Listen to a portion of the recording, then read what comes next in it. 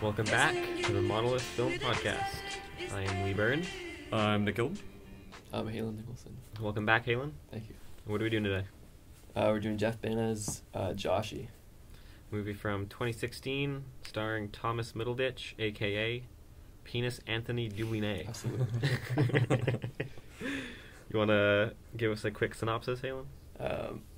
So the movie takes us to the California Valley of Ojai, where Joshy is spending his what would have been a bachelor weekend if his fiancée hadn't killed herself on his birthday. And we're basically just taken through a wacky series of events through the weekend with him and his pals, trying to deal with the bereavement of his late fiancée.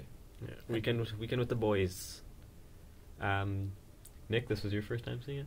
Yeah, I thought it was pretty funny. I was laughing the whole way through. Fucking, who were some of the stars? Pretty well all comedians. Got Nick Kroll. Yeah. He's a star. Who's that Greg guy? Who plays Greg? I don't know his name, but he's Yeah. in That a guy's lot hilarious. of stuff. Yeah. Greg he is was funny. fantastic in this movie. Are you familiar with Thomas Middleditch? Like his stuff, like with College Humor? Yeah, I've seen a few of the little shorts. They're all funny, but he's got a completely different character in this than what you see in the shorts. He's more of a serious guy. Mm-hmm. I think he does this kind of stuff pretty often, eh? Yeah. These like more serious indie festival films. He's also really into improv. He does an improv show with Ben Schwartz. Yeah. And that's what he went to school for, and like he was involved with UBC improv groups, I believe. I'd imagine most of this movie is also improv too. Yeah, it actually was. Oh yeah, It only took, I think, like 15 days to make to make the whole thing, and apparently most of it was just improvised. pretty well. Well, there's only 2 sets the whole time: the bar and the Yeah. apartment, Mm-hmm. or the Yeah. bar and the house they rent in Ojai. Halen, you had seen it before. I've seen it many, many times. Yeah. What did you think the first time you saw it?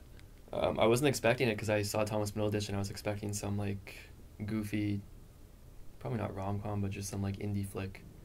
And right off the bat, I was taken by surprise by like a visual suicide that like kind of came out of nowhere. Yeah, Alison Brie's in it for what, like 5 minutes before Yeah. she kills herself? Good A lot of 5 cameos. minutes. Good 5 minutes. It's better than her whole time on Mad Men. What did you think this most recent time seeing it? It gets less and less funny every time I watch it because I expect like what's coming around the corner, but I still love the movie. I think it's so poignant. Like I think Thomas Middleditch is such like a like he's not. I don't take him seriously in anything he does, but this movie I can't help it. Like that last monologue at the end gets me every time. Yeah. Gets her horny every time. Interesting. You had told me to watch this. Yeah. Which was the first time I watched it, so I kind of knew what I was getting into because Mhm. you told me a bit about it. But it's still, I wasn't expecting it to be this good Mhm. because I really do enjoy this movie. I think. Oh, sorry. No, go ahead. I think a lot of the goodness comes from the improv of the Yeah. guys, and they're probably all friends in Mhm. real life, so they have their already relations. Chemistry. They already have their I think that really brings out a nice warm feeling in the Mhm. acting. Doesn't feel staged or anything like that, and the Yeah. camera setups are all just farted in the corner. Yeah, it feels really natural the whole time. Kind of funny that Thomas Middleditch, he's the main character, but he's almost the least important character. Yeah. He's kind of just brings everyone together, and it's Mhm. everyone else's interactions that help us read the movie. He just doesn't really do much in it. He's pretty passive the whole way through until the very end scene when the parents show up.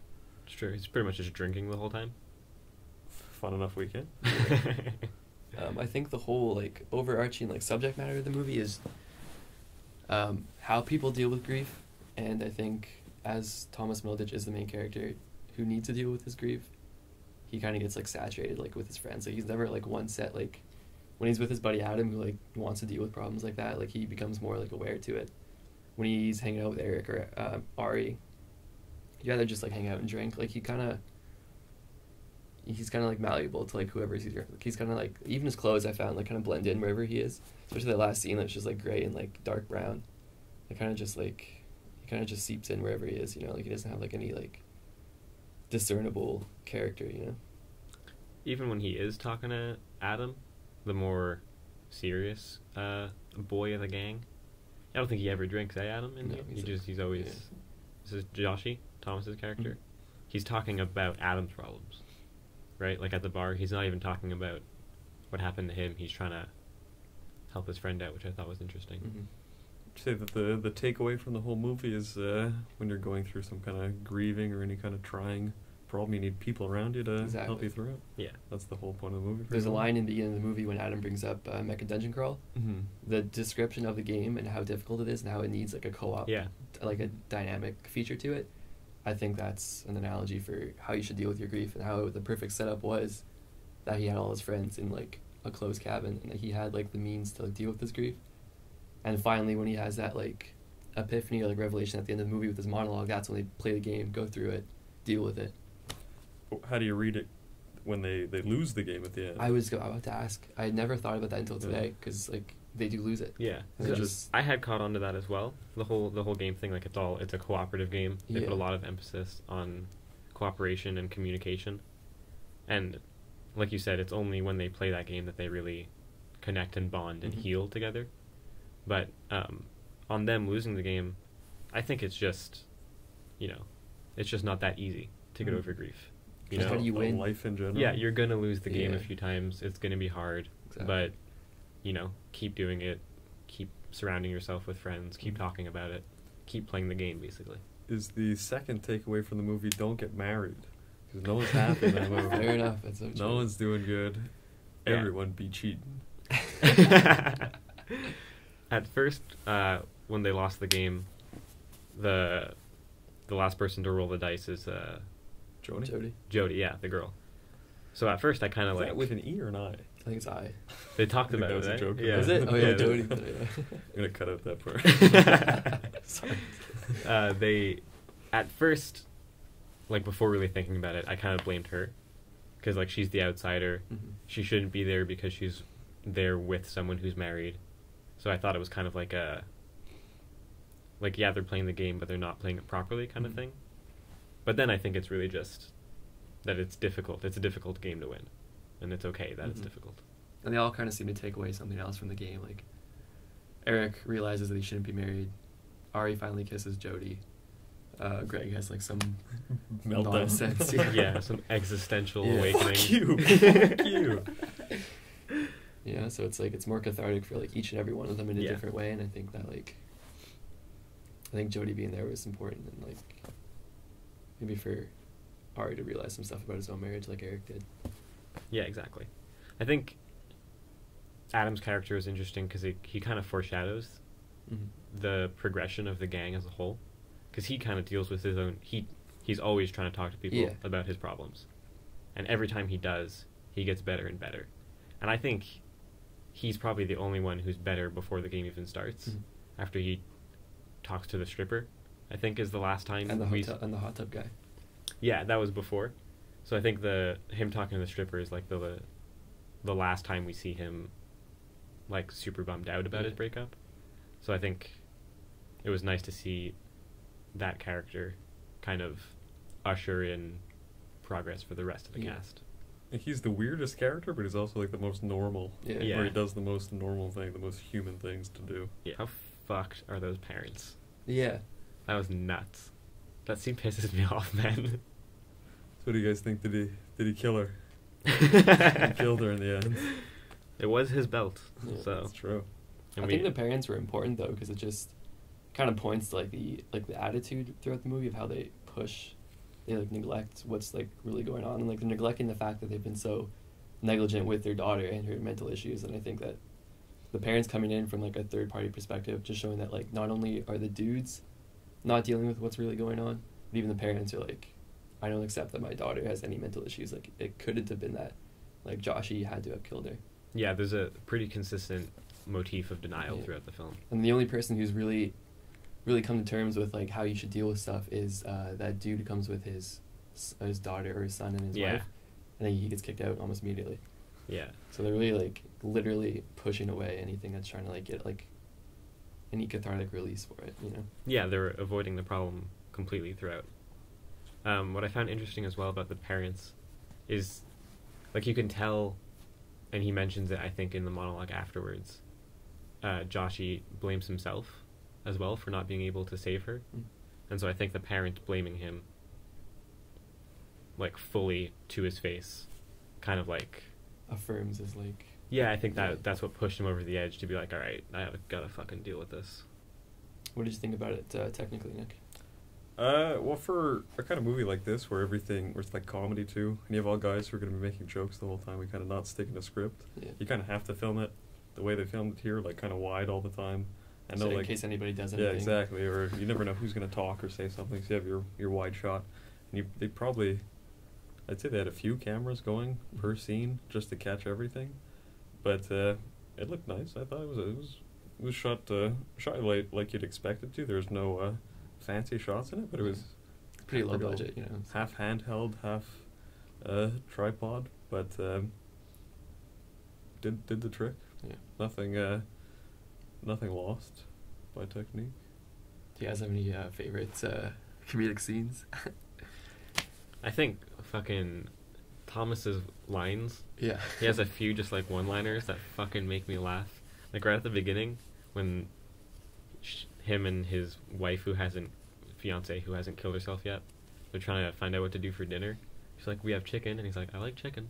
I'm a chicken man. That made me fucking laugh. Or right near the end when he says something about robots. Yeah. Like, it's pretty hard to beat the robots. I think he's fucking funny. Oh man. That made me fucking laugh. I love when they go back to the cabin after drinking and they're like smoking dope and stuff. And Ari, Jody, and Greg are on the couch, and Ari's smoking, and Greg's like, blow it into my mouth. What? Do it, it'll be nice. Yeah. And Jody's like, yeah, do it. Greg's character is fucking funny, man. He's so funny. He's so weird. What did he say to Ari in the hot tub about his sister? Yeah. He's like, Ari, I have to tell you something. My sister, she's a dental hygienist, and she's beautiful, and she has her own money. Yeah, because he's trying to get with Jody. Yeah. So he's... Fuck, man. Every time, like, Jody and Ari are together, Greg is always somewhere looking. He's always like, we need to talk later. Yeah. That's fucking weirdo. What about you, Nick? Yeah, I like those two. What do you think? Why is Greg there? I don't know. He's like he wasn't supposed to be there, I guess, because he was just Yeah. like some last minute addition to the party. I have no idea. Because like each character kind of has their own interpretation of how they should be dealing with Joshy's grief, and I felt like Greg was kind of like preaching hedonism. Like when he yells at Joshy for being sad, he's like, it's not okay to be sad. You are happy. If you were meant to be sad, then being sad would feel good. Yeah. Right, so he's saying that if things feel good, then they're good for you, kind of thing. Mm-hmm. But he's wrong, right? Because the movie shows us later that the only way to deal with stuff is the hard way. Mm-hmm. So you need to feel bad to feel good. Exactly. I kind of read him as maybe like a childish perspective, though, on the situation. Like, he just tells you the basic things. Like, you gotta be happy. Yeah. Be not that, you know? It's the simplest. Okay, yeah. Plus, he didn't know what was going on with Joshy until like halfway through the movie. Yeah. So Yeah. I think he's kind of the loose cannon guy. Yeah. It's a really good comedy considering how it starts. Like, you start, they give you this lens of like, this is a sad movie. You're gonna be sad. We're gonna deal with things that are sad, but they do such a good job of making it funny. Which is cool because I think, like in the end, it's them all laughing together. That it's a roller coaster, really does it. What do you like least about it? It's a little boring, I find. Like, it kind of drags on a bit. Like, especially when you talk about how little like set, like what's the word? Like the versatility of it. Like, it's kind of it's just the cabin and the bar. Yeah. I think it would have been cool to like explore a little bit more. Kind of get bored of it, but like I can't really think of anything I don't like. Yeah, I'm on board with that. Usually when I take notes when I watch movies, I'm always like worried I'm gonna miss something. Mm-hmm. With this one, I was pretty much taking notes the whole time, and I didn't feel like I was missing much. Mm-hmm. I felt near the end, I felt like it would have been cool to have some progression visually as well as with the cast. Yeah. Because like the cinematography is pretty much flat the whole way through. Doesn't change at all. So it's weird getting... Like, it's supposed to be a happy moment, but all the shots feel the same, so there's still this sad tone to the whole thing. I think it would have been nice for the style of it to change with the characters as well. Even like the weather. Like if it to like rain one day. Yeah. Hasn't rained in Ojai in 900 years. What was your least favorite part? I liked it. I mean, same thing you're saying now. Just the kind of the repetition of the shots or the scene construction. But yeah, I liked it. I was laughing the whole time. I thought all the jokes were really good. Nothing felt like written or produced or pushed really, because it's like some guy in the corner with a camera and all these like a table of buddies talking to each other. So everything seemed very real, seemed very natural. But I don't know. You kind of go like, oh, what do you want? More realistic and less cinematic, or can you go between? But I didn't have a problem with the movie at all. I was laughing. Did you find it boring? Maybe it's just because we've seen it so many times. Yeah, I wasn't really bored. I made a sandwich during one scene, but that was for school now, so good sandwich. No, I wasn't too bored. I like the like you can kind of do stuff like that where you're stuck in one set if you make it kind of cozy or homey, where like the audience wants to stay there. So I felt like that was a nice cabin to hang out with. I didn't mind staying in this one space the whole time, but yeah, a bit of shot diversity would have been like the only time we get anything is the title credits when he's in the gym and she's cooking something before she kills herself. That's the only time it feels like we have planned shots. Yeah. Everything else is kind of, okay, here we go, running gun or pan kind of stuff. Yeah, there's a few like nature shots and sunsets thrown in there for... But just, sprinkled stuff there. Like, I'm not trying to bash the cinematography, because it's actually a really pretty movie. Because, like, what's the budget for this, I think Adam Pauly was the one who produced it. He's by no means, like, a millionaire. And, like, even the director did a really good job at capturing the emotion of the film. Like, there's always this tone of, something's looming over this gang. Something needs to be addressed. And you get that visually, I find, with all the bland colors and these people trying to party in this, like, fucking deserted mountain town or whatever, And even every shot with Ari and Jody, like, it's almost filmed awkwardly. It's always, like, right in their faces, or it's, like, at a different table at the bar, kind of, like, eavesdropping. So the movie does a really good job at putting the characters' emotions on display for us to feel them with them. Because I really think all these characters, I think, are in there just for us to, like, choose one and identify one. Like, yourself with one. Yeah. Who do you pick, Alan? I don't know. I guess it depends how you deal with grief, I think that's what's, like, the main point of the movie. I'd like to say Adam, just for, like, mental health-wise, but, like, I think... Not Turtlesaurus. Not Turtlesaurus. It's a Problemsaurus. Character. Well, Turtlesaurus is fucking Rachel, right? We could talk about Turtlesaurus for another hour. I think also who you identify with depends on where you're at in your life. Right? If you just lost someone, obviously it's a lot easier to identify with Joshy. If you just went through a breakup, Adam's an easier character to identify with. But they do say you can't compare griefs, too. That's true. So everyone's kind of doing something different.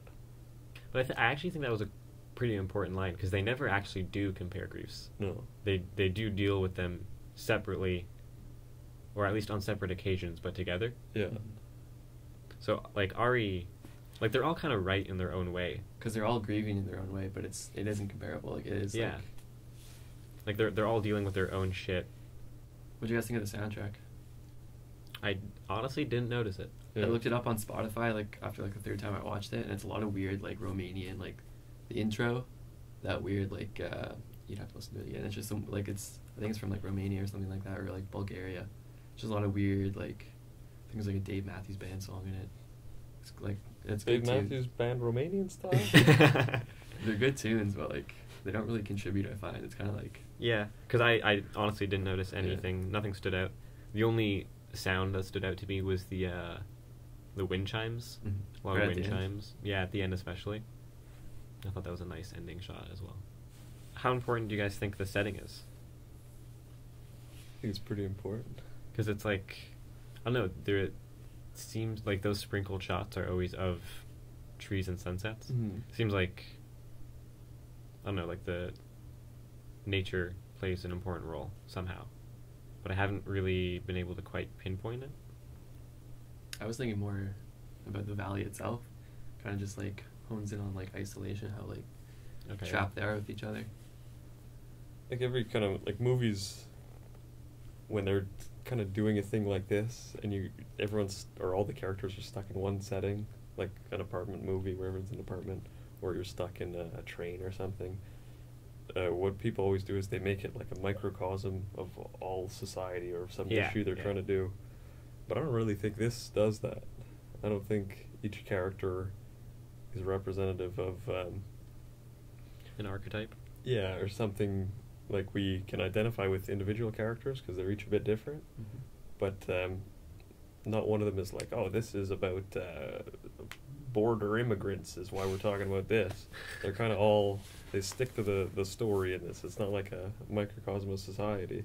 Like they leave the world outside, like they're... Yeah, it's like a microcosm of just like friends, or what you expect your friends to do, or people you meet in your life. You got this one guy who kind of has kids. You got these parents who are assholes. You got a new friend, Greg, who comes. You got old friends and roommates and stuff. It's kind of like this guy's whole life, people he's met, whittled down into one room, kind of. I think that might be something that they intentionally did, though, because there is no mention of any of their, besides Ari's wife in the beginning of the movie, they don't mention anything about their lives outside the cabin. So there could be another way that they're kind of closing themselves off from things that they want to talk about, or if they're trying to talk about, or how they're grieving. I guess Adam's girlfriend too, they mentioned. For a story, though, it's real easy to just throw everyone in a cabin. Yeah, you don't have to worry about the outside world. Yeah, you just go, oh, we're in a fun weekend. Perfect. One setting, save cash. Okay, no other actors. Perfect. Keep them there. Yeah. Good for story too, and we're not distracted by the noise of the everyday. We're only focused on this grieving story, or this grieving process that they're going through in the story. So they really only give characters the backstory that they need to contribute to the story, then, because they needed Adam's girlfriend to break up. Yeah. They need to know that Ari has a wife. That's a good point. Yeah. But they're cherry picked too. Yeah. It's not like, oh, my sister makes her own money. Yeah. That's like a bit for it, but it has nothing to do with the thing. You know? Yeah, that's a good point. Which is actually pretty refreshing. I found a lot of movies lately have way too much exposition. Like they're really only giving us what we need. I don't think we need to know anything about a character. Yeah, because they're still so developed in this movie. Like Eric, I know, I feel like I know so much about Eric. Literally, the only thing I know about him outside the cabin is that he was funny in the email threads. That's right. Like that's all I know about him, and he's such I find he's such a strong character in this movie. Kind of delegates the weekend. It's almost like instead of getting to know the characters, you get a feel for them instead. And I find that helps to connect to the movie, I guess, but more just to appreciate it on an emotional level. Also, broad strokes, so everyone can kind of go, oh, I can attach to this person. Yeah, right. Yeah. Oh, I can go on this guy. Because a character with a blank slate, story-wise, is easier to identify with. Put your head on his head. So really, whatever character you identify with is your backstory. Who'd you identify with, Luke? Definitely Greg, yeah, for sure. Or maybe the sex worker that shows up halfway through. She seemed really nice. She had some good lines. She did. It was funny. Yeah. We have to clean up. Oh, not on my account. She wasn't the prettiest, though, eh? No. A little bit old, a little bit seasoned. Okay, nothing wrong with that. There's Oh Hi Hooker. A lot of cameos in the movie, eh? Yeah.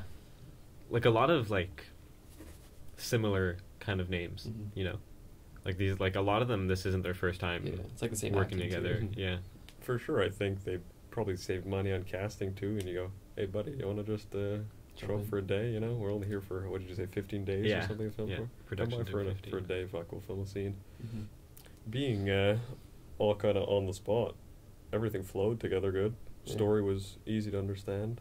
Yeah, the what I liked about it a lot, and them improvising definitely played into this, is that the story is driven by the characters' interactions. Right?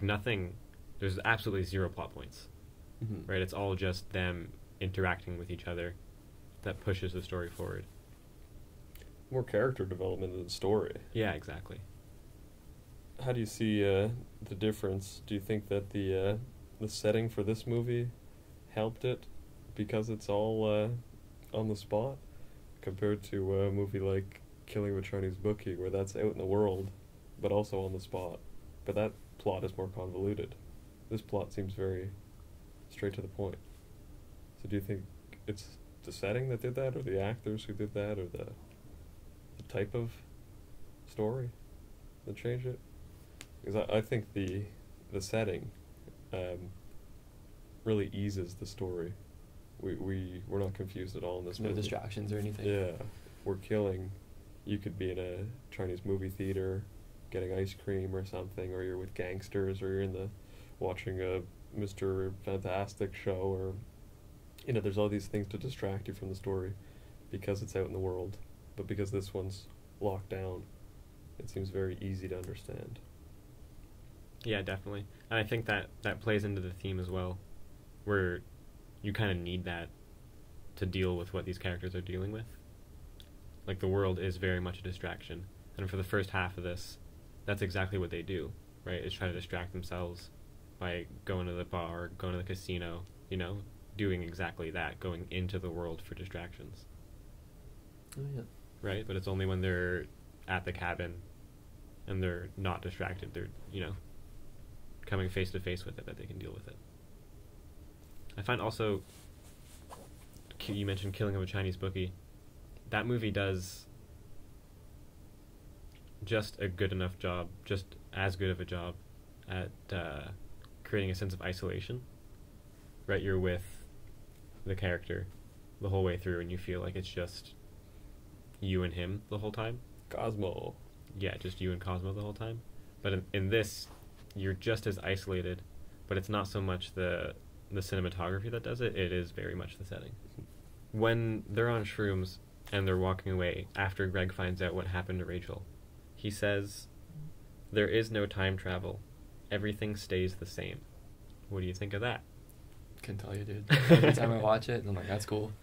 Don't see how it's, like, applicable to anything that we're, like, dealing with here. I guess just, like, obviously, like, you can't go back and bring her back to life. Right, yeah. But it's the It can't everything... be that shallow, though, It's the everything stays the same that kind of sticks with me. Maybe it's that you're kind of going through these life cycles. You're going to have another relationship, something else is going to happen. After that, you're going to have another thing, something else is going to happen. More angry parents, more friend who's fucking coming with kids or something. So nothing really changes, everything's kind of the same. Okay. Just deal Could with be, it. I don't know, yeah. Yeah, just basically this life is... This is life. It's going to keep happening. We got to deal with it. Yeah. Because at first I always thought it was like him just saying we're all fucked. Mm-hmm. Like there's no getting over this kind of thing. But I like that more. That makes more sense. But then, if your grandpa dies before you're born, you go back. But I find it interesting trying to pick out the dialogue of this film, knowing it's mostly improvised. Mm-hmm. It's like how much of it was really... Supposed to be? Yeah, supposed to be this thought. Like how much of it had this much intention apart from those major monologues. I have a feeling most of Adams was scripted. I think he, like, really pushes the movie forward, and I think... With the romance kind of story. Yeah, I think they build off that, Mm-hmm. but plus he doesn't strike me as an improv type of character. Wait, you mean the romance with Ari and... Oh, I'm thinking of a different guy then. Yeah, Yeah, Adam is Adam. the guy who Adam. brings the game, Yeah. the nerdy guy. Oh, okay, yeah. We'll cut that part out too. I agree with you, though. I think, Because it can't be all improv, because then nothing... yeah. If they don't have the yeah. same agenda to, like, move the movie forward in a certain way, I think it'd kind of get off the rails after a while. Well, I'm sure that the script probably said, like, Just talk about adjust, this, Yeah. And so they Pointers. talked about Yeah. that. Yeah, pointers. But I think you're right. Adam probably did have actual scripted lines, because a lot of what he says is, like, right on the dot. I'm a fucking board game nerd. I'm a fucking... How long is it, like, an hour and a half? Yeah. Hour 20 or something, Not too. bad. Hour 33. Hour 33? Yeah. I think that was Thomas Middleditch, his first starring role in a movie. I think. Don't Really? quote me on that. I think so. I'm going to quote you on that. He had a lot of, like, secondary... I know he was in Wolf of Wall Street for, like, 2 minutes, but, like, I've never seen him in a movie that long or that, like, centralized in it. I'm sure he was in some other indie thing before. Like, way before it. Like, it's more about friendship than it is about Mm-hmm. romantic intimacy. Joshy bangs that girl from the Gilmore Girls in the beginning, right when they get to Ojai. Yeah. It's the only other time that they talk about, like, Yeah. having sex or anything. It's also, what I like about that, her name's, like, Katie, I think? Katie, yeah. What I like about him and Katie is that he seems genuinely happy, And then his friends get there. and he goes down. Yeah. Yeah. So I guess maybe there is a theme of intimacy. But I think it was just because the connection he had with her was what he was looking for, as opposed to the distraction that his friends brought initially. Yeah, because their attitude right from the start was ass backwards. What was really needed to like happen, I guess, for Joshy. Yeah, the whole time Ari's like, They were "Nah, very don't talk adamant on about like it. not talking about it, avoiding it at all costs. But that intimacy could be a kind of another diversion too, where that's more of a carnal healing than an actual kind of healing, you know? True, eh? It could just be a quick fix kind of thing. I don't know if it was intentional, but Joshy calls her it by accident when he's Yeah. explaining. I don't know if that was just like Thomas Middleditch, like Improving and just a slip of the... but he slips and he's like, it was really easy to talk to. Like, wasn't really it wasn't an interaction with a girl, but an interaction with something to distract himself. Like something like kind of like just, objectifying it. Yeah, it just was the interaction. Yeah. Yeah. Could have been a new non-binary world we live in. 2016, you never know. The lone anus. I was looking up... Blown anus. The lone anus. Oh. the bar. I heard blown anus as well. I don't know what I was going to say anymore. Title. I've been distracted by the blown anus. What was I saying? You said I love blown anuses. What did you think of the acting while we're talking about that robot line? It's great. Yeah? It's great acting. That's what I was so surprised about. Because I know Thomas Middleditch is such a great actor. But Nick Kroll also, but like I haven't seen Adam Pally since I was like a kid. I used to watch some show on TBS with him. Who's he? Which one is he? In the show or in the movie? In the movie. He's Ari. He's the big Oxy Jew. Because I knew I recognized him, but I could never... I haven't seen him in anything since that show, but like they're all in like Jenny Slate. I think she was on SNL as the scene Pedrod. Jenny Slate is the big Oxy Jew's girlfriend? Yeah, the other Oxy Jew. But just overall, like I thought they were like, that was great acting.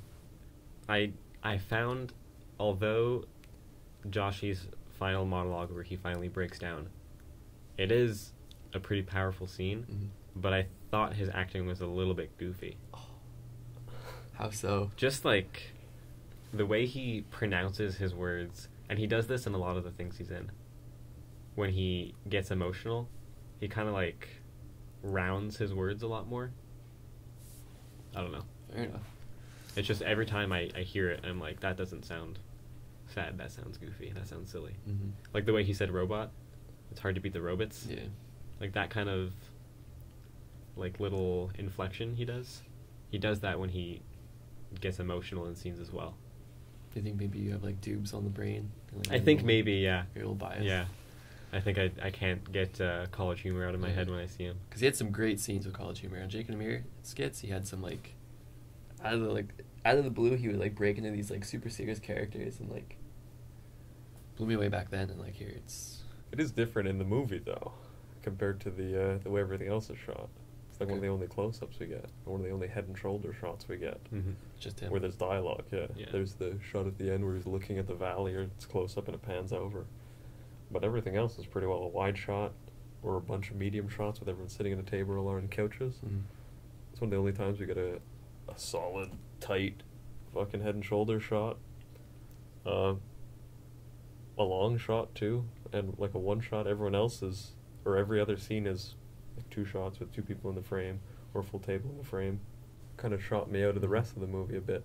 That last part. In a good way? A bit of a good way, but I think I'm having the same problem that you do, where I expect him to say everything funny too. Okay, yeah. Where the guy's kind of stuck in a rut of funny. Yeah. It's a good monologue though. You use the close up when you want the biggest punch. Yeah, exactly. Save it for the best, I guess. Yeah, just like a spotlight. Yeah. I liked how I didn't notice it the first time I watched it, but I noticed it this time. Nick Kroll is crying during the monologue. He's also playing with his feet the whole time. Is he? I didn't notice that. His toes are going the whole time. You guys a fan of Nick Kroll? Yeah, I like him. George Big Mouth? Yeah, Big Mouth is fucking funny, dude. You were talking about how Adam is the first to get better, I guess, or cope, or whatever, change. like we never actually, no one ever talks about it anymore, you know? Like we kind of see that he's okay because he stops talking about it. But it's cool that he finally gets in the hot tub. Mm. And that's kind of when you know, like, all right, he's good, you know?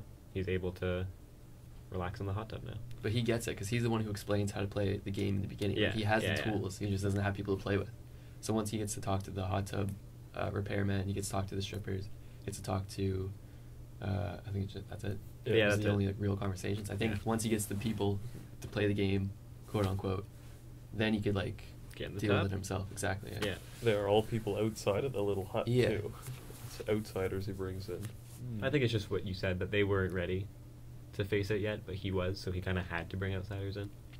I think it also kind of just shows the importance of opening up. Mm-hmm. At the end, Eric says, "Come back and hang out."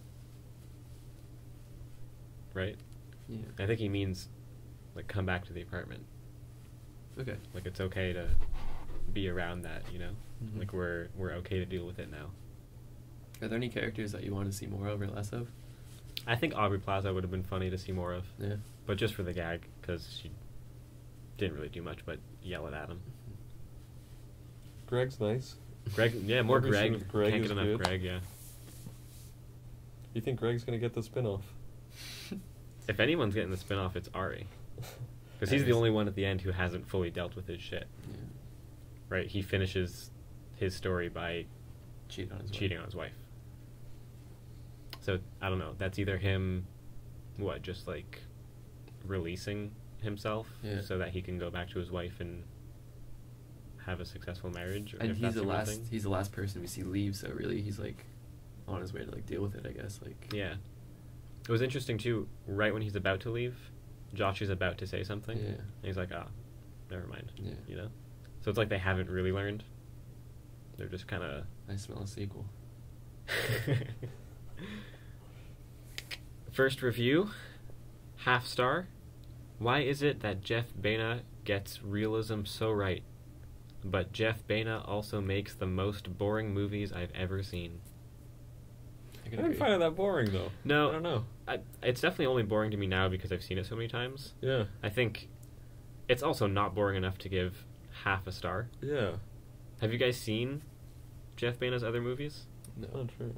But I saw The Little Hours with, again, Aubrey Plaza, Alison Brie, and Dave Franco, Kate Machucci. What?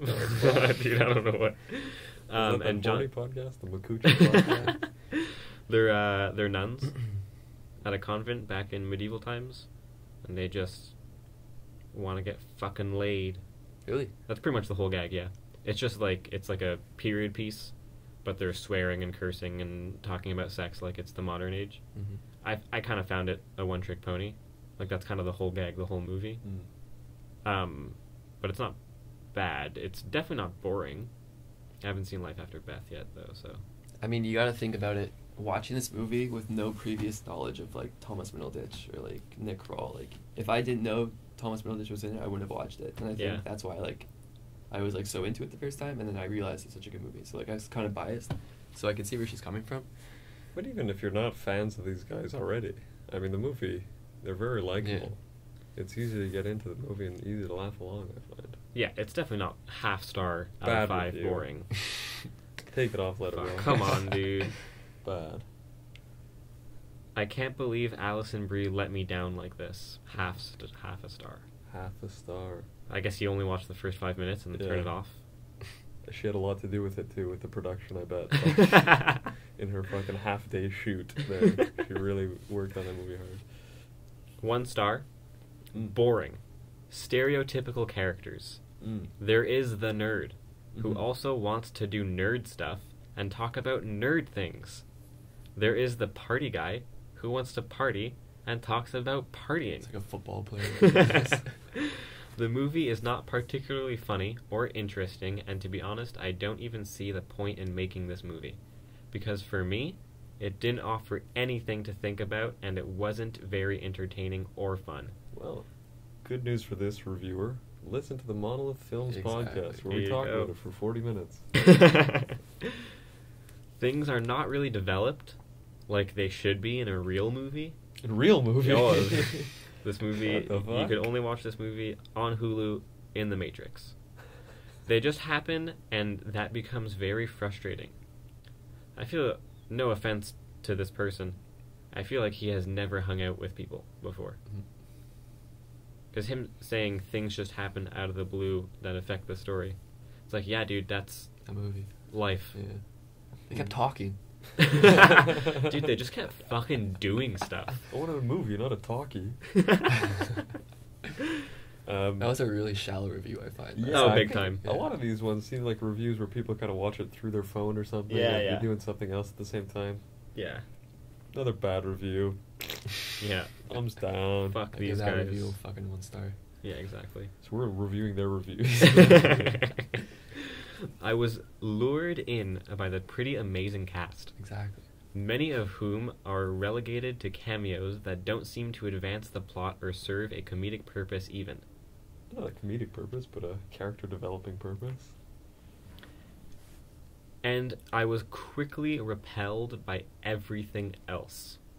Starts out provocatively with a standard dark indie movie hook before setting into ... nothing. Fuck off. Seriously, nothing happens in this movie. I think it's intentionally anticlimactic. Yeah, I think so. But I don't think there's anything inherently wrong with that. No. That was me, not the review. Back to the review. A story about male bonding as a hindrance to grief and healing, but it doesn't do anything to really send this home. The cast has fun together, but they're not really fun to watch, essentially doing irritating takes on their existing comedic personas. In the case of the already annoying Crawl and Gelman? This spells trouble. A story about male bonding as a hindrance to grief and healing, but it doesn't do anything to really send this home. I think the story is about quite the opposite of that. Yeah, I think they didn't send it home because that's not what the movie's about. Yeah. If anything, the movie is about male bonding as a means to grief and healing, not Mhm. as a hindrance. I think that's shown pretty obviously when they play Mecha Dungeon Crawl. And they all hug and are happy at the end. Yeah. And they all want to hang out again. And I don't know. I don't think this person finished the movie. Yeah, you only watched the first half of it. Everyone, But I think they were right about the beginning of it, though. The first scene. I don't Yeah. really like the death at the beginning. You Yeah. guys like the death scene? What would you do without it? Would you change it, or would you keep it, or would you like... I don't know.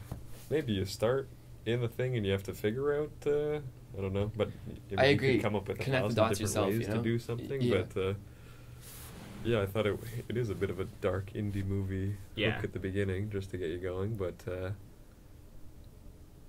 and we were talking before about exposition. yeah. That's the most expositional shot we get in the whole movie. Yeah. And I think you're right. I think we could have done Just without start it. in Ohio. Yeah. Ohio. We could have figured it out just as we figured out everyone else's backstories. Or we would be in the same position as Greg. Yeah, then, exactly. Where we're kind of learning the way through. I think, though, for Rachel's death, it's important to show it just because it's not necessarily about the death, it's about everything after it and everything about it. So, like, it's not really, like it's jarring to see so early in the movie, but it's really, like, you're not supposed to fixate on it, you're supposed to, like, keep up with them afterwards, if that makes sense. Like, Yeah, I get what you're saying. Because if they wouldn't have shown it, the movie, for us, the audience, Yeah. would have been trying to figure out what happened. Yeah, because you just jump right into Ohio and you're like, this is what happened. So now Yeah. you have this lens that, like, you're watching the movie through, like, she just died. Yeah. How are we going to talk about it? They do that right at the beginning to kind of get it out of the way because Yeah. they don't want you to focus on what happened. Mm-hmm. They want you to focus on how to move past it. Because Greg only found out halfway through the movie, so, like, what would the first half would have been about if they didn't have this stuff to work on, you know? Yeah. Yeah, that's a really good point. I review every movie on Letterboxd. Follow me on Letterboxd. I love Letterboxd. But when I leave 1-star reviews, it's usually one-liners. They're not usually angry. They're usually like, Little zingers. yeah. Honestly, I only have one review and it's 1 star, so... We're up to 1.5 stars now. The mumblecore aspects get the best of it in the first half hour. which I thought was dull at best and cringe-worthy at worst. But it evened out toward the end, with pockets of enjoyable moments. No complaints with the cast, really. Jenny Slate is a treasure, and the drama that unfolds with the parents was a shining moment. Still, most of it was sadly not worth it. Not really a mumblecore movie, though. What's that? It's like indie kind of genre, but like young adults learning how to be adults. Okay. Oh, good reviews. Yeah, let's move on to some 5 stars.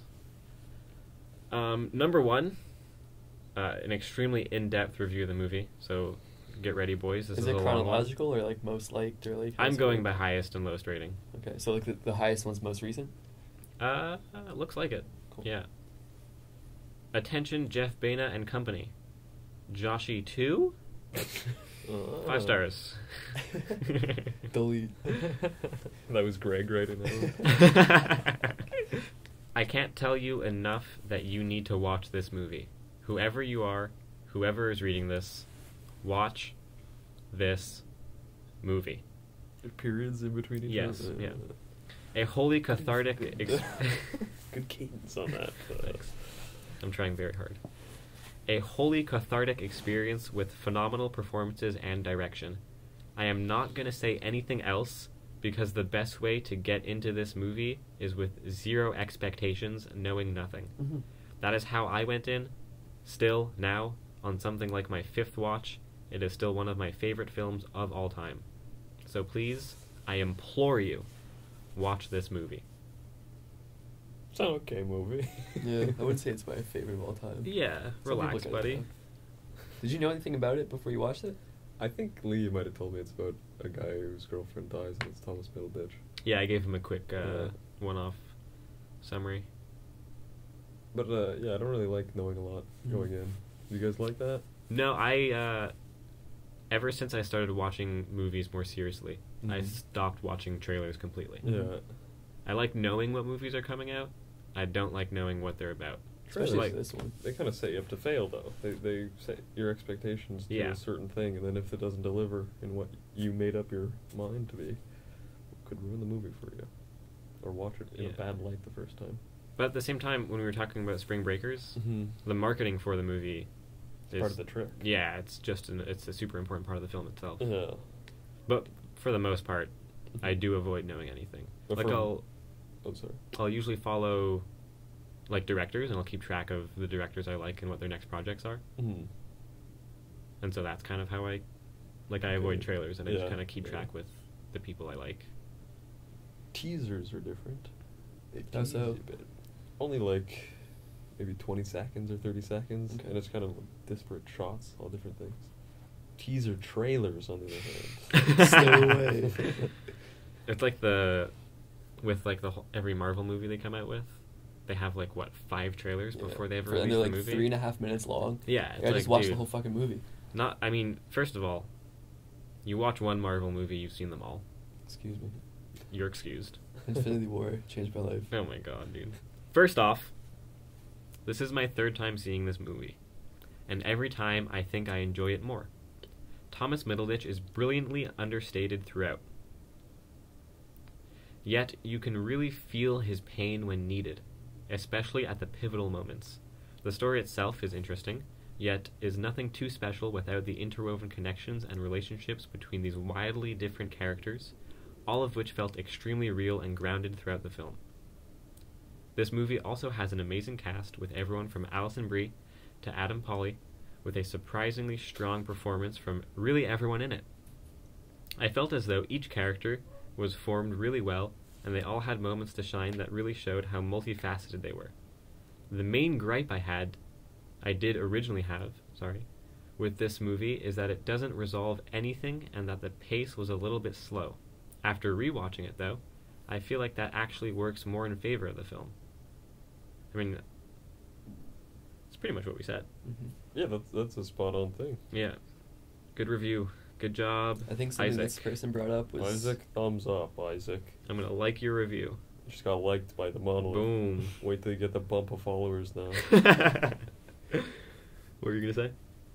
I think something that this person brought up that we didn't mention was how the characters are related to each other, because it's kind of what we get from the movie is that only Adam, Ari, and Joshy are friends, and then Eric comes in, kind of a stranger to everybody except Joshy, and he brings Greg, which is a stranger to everybody, and they bring in Jody, who's a stranger to everybody.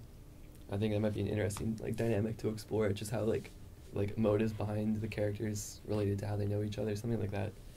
Because they're not all pals like they are, like we think they are, how they're presented. They all leave pals, though. Exactly. They all leave good pals. This kind of shared experience brings them together. Not only of the grief, but the hot tub hopping and Exactly. kinds of stuff. I think their relationships with each other plays into Adam opening up to complete strangers, right? The stripper and the repairman. Just that it's important to open up. A lot of the times, opening up to people will lead to meaningful relationships, whether you know them initially or not. It's good to start that relationship that way, I guess. Oh, what's this? A 3-star review? Yeah, we're finally here at the 3 stars. This one mentions mumblecore again, so back on topic. I'm super into mumblecore at the moment, and I feel like I would marry Nick Kroll. So this was enjoyable for me. It was gently funny, but believable, mostly. And it was really charming. But, and I know I probably sound like a stuck record here. A stuck record? But The hell's a stuck record? I didn't like the fact that, again, I put glue on my record. the women in the film were there purely as a means of development for the male story arcs. Does it matter that the women are there to help the men? Because the story is about male friendship. Yeah. The story, I don't know. But is that really all that we have conflict about in our lives? I think she's, like, over-gendering the movie. That's what I'm saying. I don't think it has to do with gender at all. Yeah, like, yes, what she's saying is true, Yeah. but I don't think it applies here. Yeah, but I mean, also, there's no black guys in the whole movie either. That's so true. And all They're the in the main woods. all the main characters are Jewish. She's not talking about these parts. Alright, so Joshy is sexist and racist. There we go. We've established. 5 stars. I mean, the movie's literally about the problem with a boys' weekend is that boys don't connect enough. So there not being any strong female leads in the film is kind of like, yeah, what'd you expect? Okay. You know? It's like they're making a movie about dudes. It's gonna be dudes. about dudes. Yeah. What'd you say, Halen? This was your movie of choice. What's your review on it? I'm not gonna give it 5 stars because I'm biased. I'll give it 4 stars. We We're go also- out of we're on a 10 10 here. scale. Out of We 10? go out of 10 here, yeah. Listen, buddy. We go to 10 here. Get on Can I our give it scale 8? or get out. Can I give it 8.5? You're giving it 8.5. Yeah. I'll always love this movie, but like, Always a place in your heart for it. yeah, I understand what people don't like about it. I understand what people like about it. I just think it's a movie like I'll always be able to watch. It's on my laptop. Like whenever I have time, like I'll throw it on. I think it's a great movie. It teaches you a lot as a young man. You know, you leave something with it. That's my review. I think, Lee. I think this type of movie is very hard to do extremely well. Like, it's hard for this genre, this type of movie, to be above, like, 7 stars. Like, this is probably the best movie I've seen in this category. And all, you know, like, in genre, it would definitely be a near perfect score for me. But as a whole, it's definitely more around a 6 or a 7. Because Yeah, that's what I mean when I say, like, this type of movie. Like, not necessarily indie movie, because there are a lot of indie movies that are, you know, perfect. But just I don't know. Do you know what I'm saying? Am I making sense? Mhm. Yeah. So probably 6.5. Cool. You, Nick? Yeah, I think you're right, Lee. I give it a 7. You liked it though? Yeah, I thought the jokes were good. I'd watch it again just for the jokes. Yeah. Why were you rooting for Ari and Jody? Not sure. I liked them. I liked all the characters in them, I think. They're I very wanted- likable, yeah. Yeah, wanted They're- everyone yeah. to be... Because you don't know much about his wife, so this is Mm. really the only like contact he has with a girl. Yeah. He also didn't seem into her. Yeah, into his wife. Yeah. And like the brief scene we have with them, he's trying to talk to her about Joshy, and her response is, "Are you high?" Yeah. And he's like, I love that part. he just kind of shrugs. Yeah, I thought that was fucking funny that was too. so funny. Appropriate answer though.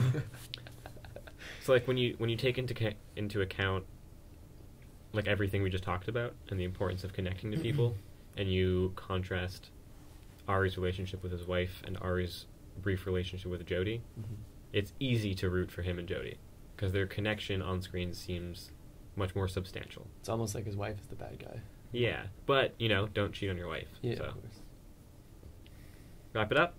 Wrap it up. Overall, 7.5. Yeah, around a Okay. 7.5. Yeah, around there. Fair enough. Fair enough. Thanks for watching, guys. This has been the Monolith Film Podcast.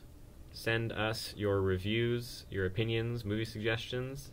You can send those to monolithfilmclub@gmail.com. You can find us on Instagram and Twitter, Monolith Film Pod.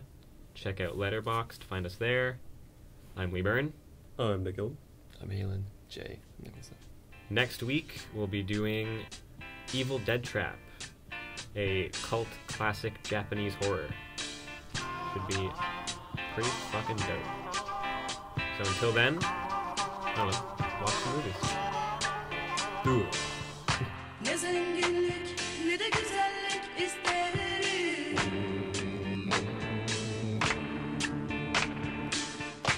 Ne mutluluk düşünürüm senden başka.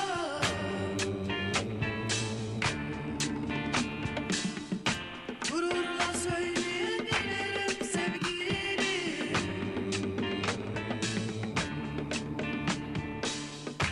Elden gelse birden düşerdim bu aşka.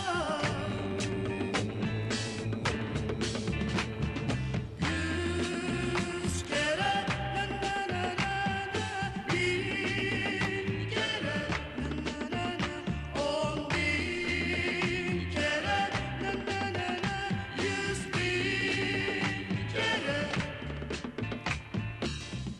Elden gelse